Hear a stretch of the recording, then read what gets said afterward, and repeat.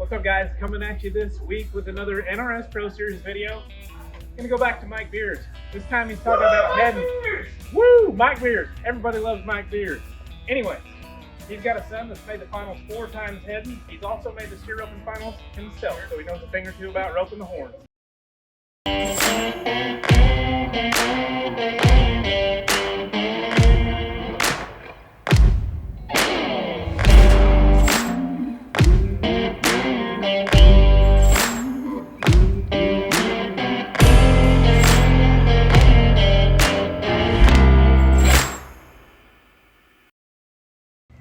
Hi, Mike Beers, 1984 World Champion Team Roper.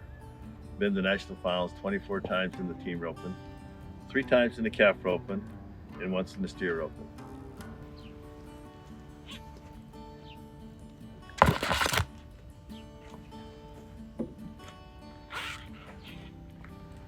I guess, start out with, I was taught years ago, my first school I went to, I was 14 years old.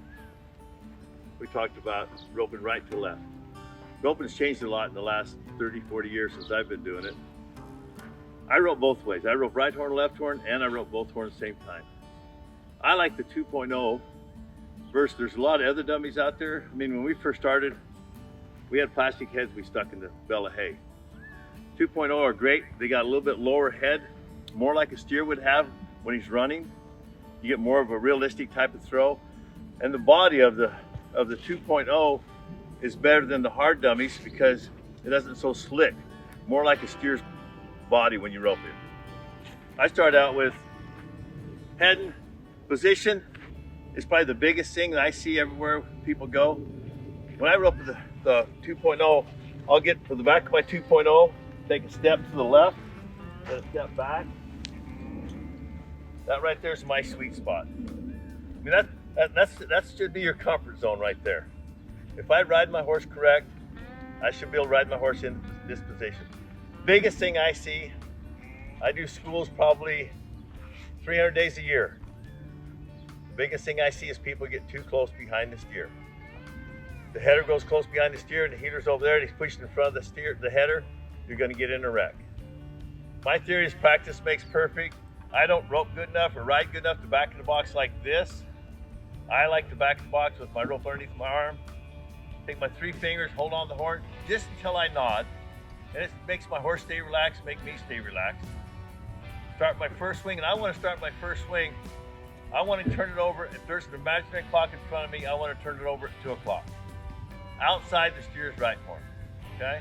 Bring my first swing up. My first swing is just like my last one. It never changes. Have my swing turned over outside that right horn. Come out of my swing right to my target, throw, make sure I pull my slack with my thumb down. That keeps the rope tight on the horn. I see a lot of people when they pull their slack out of their left hand. So now they got this little bitty coil, that's gonna get them in trouble. You always wanna make sure your coils all stay the same. One thing I teach at all my schools is the quickest way to build my loop. After I rope the dummy, take a big loop, put it in my left hand, grab right behind the knot on the Hondu, pull it back till my coil's the same size as my other coils, put the 2 strands together, take it off the horn. I have the same size loop every time, okay? So once I start, I like to start from back a little bit farther back, like I'm riding the horse up to the dummy. Start my swing, turn over at 2 o'clock, right up to the dummy, come out of my swing right to my target, which is my target. Unless I'm roping really big horns, my target's pretty much the center of the horns, right there where the target is on the 2.0.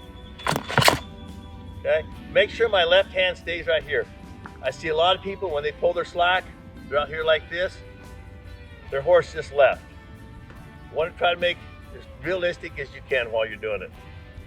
Like I said, practice makes perfect if you practice perfect. Okay, start here. Bring my first swing back, turn it over. My first swing is just like my last one. Okay.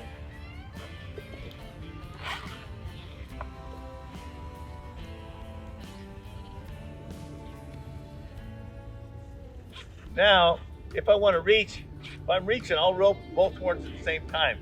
I'll throw instead of coming around my swing to throw, my swing will be right here, and I'll throw through my swing to throw. That's pretty much the difference that I see that it is.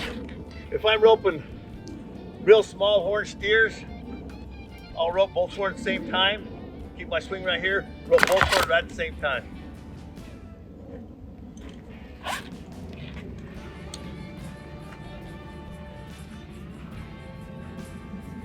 Or sometimes I like to rope the horns twice with the same loop. Like that. That way it don't ever come off. No, that's just a misspent childhood.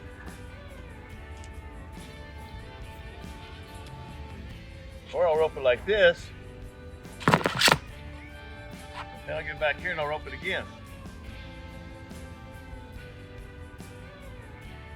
I'm gonna take this loop right here and put it around those horns. Like that. Thank you.